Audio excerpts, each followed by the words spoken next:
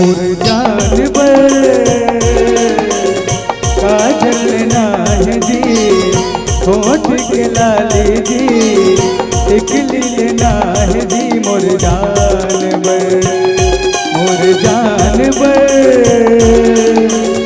काजल नाह जी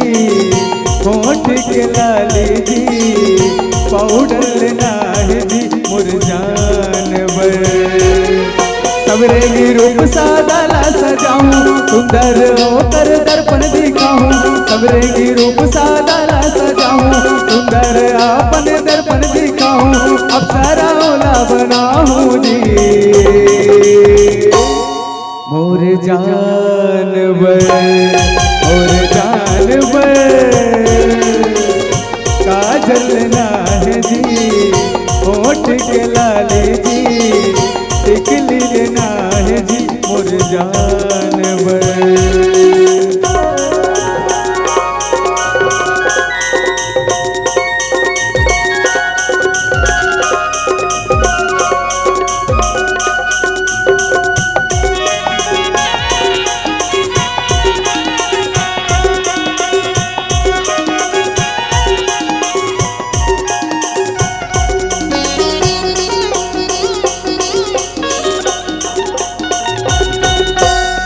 रात ओहा घर के बुता देखत रही थे बनना सवरना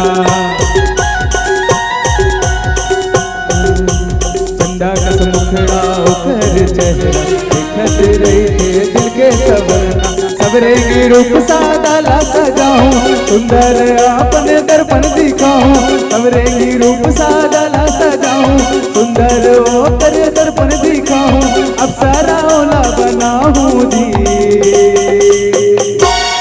मोर जानवर